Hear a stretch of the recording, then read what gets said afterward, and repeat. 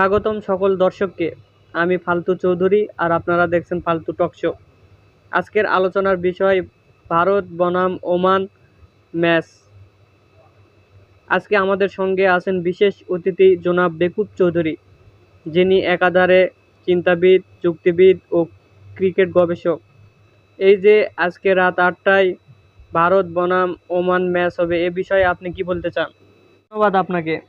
আমার তো মনে হচ্ছে রাত 8টার আগে ওমান প্লেয়াররা মাঠে ঢোকার আগেই কাঁদতে শুরু করবে, বলবে আমাদের ব্যাটসম্যানদের সামনে দাঁড় করাবেন না প্লিজ।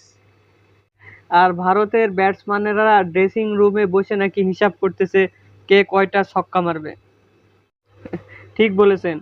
আমার তো মনে হচ্ছে রাত 8টা বাজার সঙ্গে সঙ্গে খেলা না, বরং ছক্কা গোনার প্রতিযোগিতা শুরু হবে। গ্যালারির দর্শকেরা ক্যালকুলেটর নিয়ে বসে থাকবে।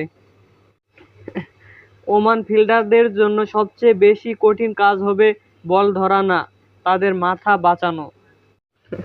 আমি তো ওমানকে নিয়ে একটি ভবিষ্যৎবাণী করে ফেলেছি। রাত 8টায় তারা খেলতে আসবে, কিন্তু ম্যাচ শেষে বলবে আমরা তো হেরে গেছি না, আমরা তো বেঁচে আছি, এটাই জয়। প্রিয় দর্শক, আজ এই পর্যন্তই। আবারও দেখা হবে নতুন কোনো ভিডিও নিয়ে।